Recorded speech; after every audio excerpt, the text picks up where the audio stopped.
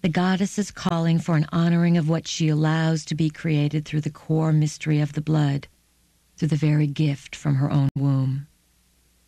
The blood and its mysteries are key to understanding yourselves, your genetic line, and the living library itself.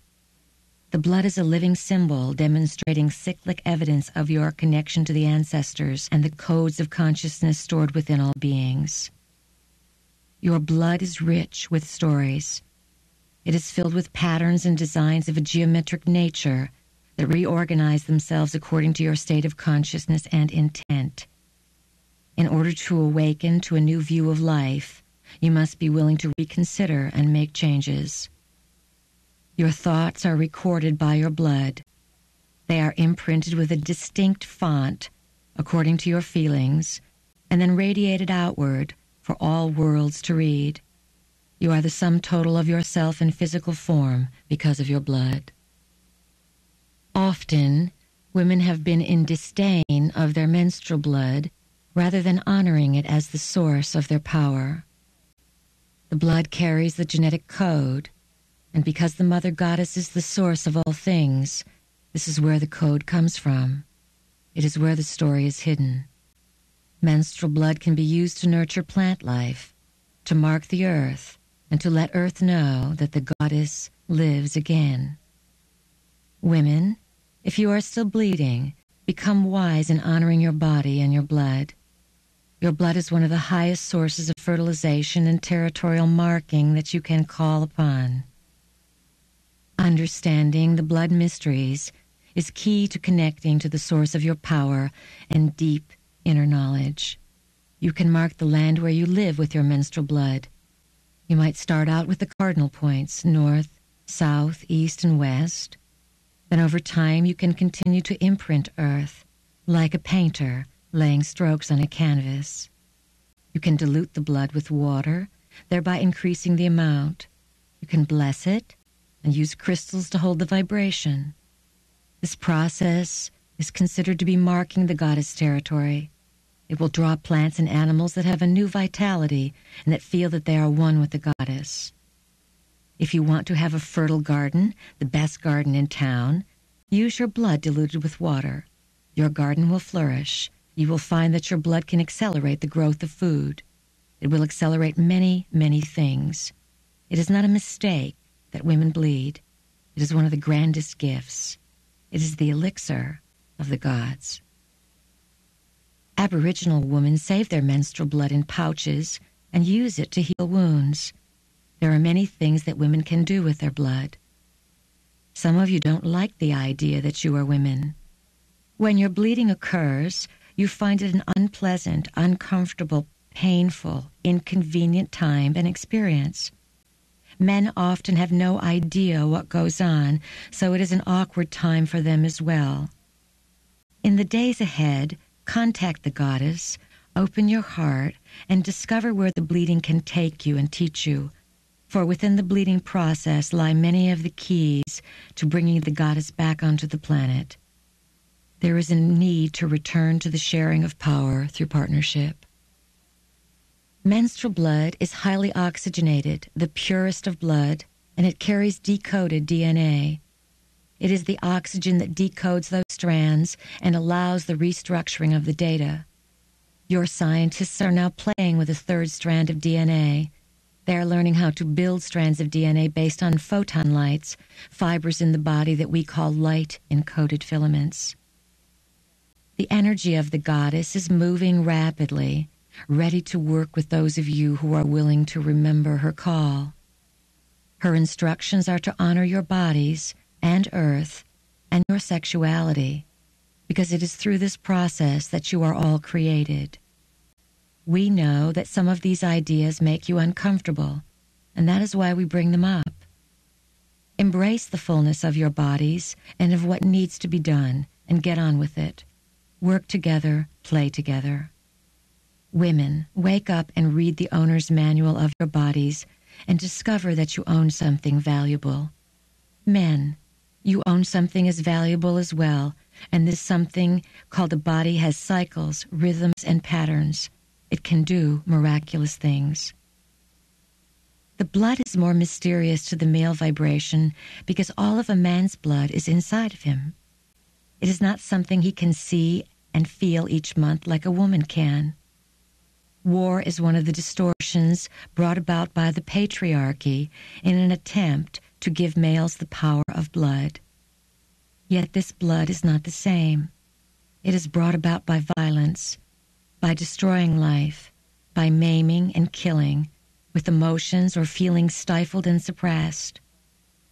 There is only one appropriate way for a man to take into himself the power of blood, and that is for a woman to gift him with her blood, to share her own elixir. There are many ways this can be done. For a man to eat fruits and vegetables grown with menstrual blood is one obvious way. Also, a man may be marked on the back of his neck or on the soles of his feet with menstrual blood. His body will absorb the knowledge contained within it. Having sex during menses in a bonded relationship is a very powerful way of sharing blood. This is a very ancient ritual, and we do not advise any random sexual exploits to share menses blood. It is a sacred and powerful act. Why do you think there has been such a taboo? Why were you steered away from the blood mysteries for eons? Perhaps because it would open doors of knowledge that the gods did not wish you to have. Blood contains the archives of personal, planetary, and celestial experience. When blood is experienced in a sexual union, you are flooded with waves of knowledge, much of it beyond your present ability to understand and integrate. It may take years for the profound knowledge decoded in your body through blood to unfold. The male counterpart of menses blood, of course, is sperm. Sperm, like computer chips, carries the code of intelligence for the evolution of consciousness. This is presently being measured by the degree to which the male vibration can remember and embrace the goddess. It is the sperm that decides whether a child will be a male or a female. The egg remains the same. The sperm makes these decisions. Sperm is the mother's story encoded in the male vibration and contains the interpretation of how the male remembers that story. In women, blood is the vibration of the color red. In men, sperm is the vibration of the color white. Mixed together, blood and sperm are another elixir. It has been the worst heresy to even think that men would touch women who are menstruating, let alone have sex with them, let alone mix semen with their blood, let alone taste it.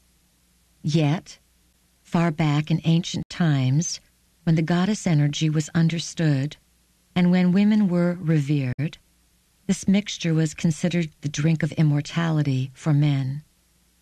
Men understood that when they drank menstrual blood or mixed their sperm with it, they became enlivened and invigorated. It was one of the keys to immortality. When a woman goes through menopause, she experiences a pause. If she is able to hold on to that pause, something transforms inside, and she comes into a place of wisdom.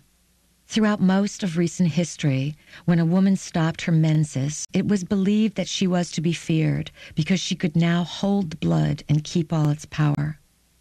Most women around the age of 40, and some women in their 30s, begin to decree their death by energizing the aging process.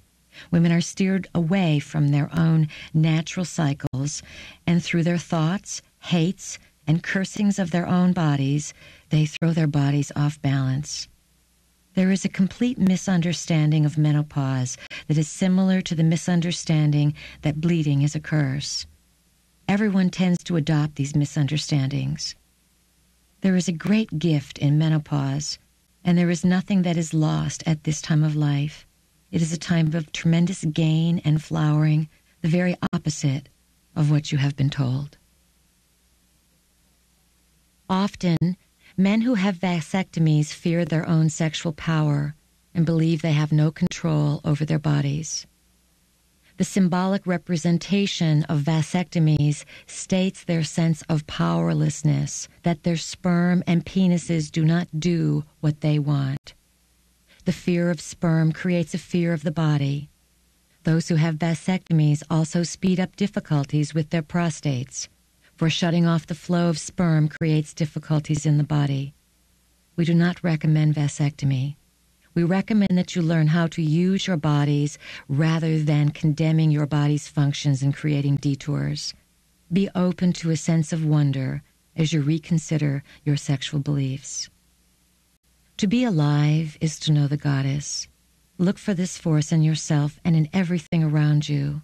Say, "Show me, goddess, who you are. I want to meet you." When most of you thought of Prime Creator as a male personification, you had no problem. Now, to switch to female, some of you can't conceive of it. Life comes from the female vibration. Eve did not come out of the rib of Adam. That tale served to empower the male vibration, which desperately needed to have some kind of identity during the fighting of the goddess culture. We are seeking a balance. If you look around, you are male and female, and all stories of your identity and creation thread the truth of both forces together for you. When you seek balance inside yourself with male and female, in the ideal, you will draw to yourself a partner who is balanced in the same way. Inner balance means that you are your own source, and that your next step is to pool your source with another in order to feel and become a bigger source.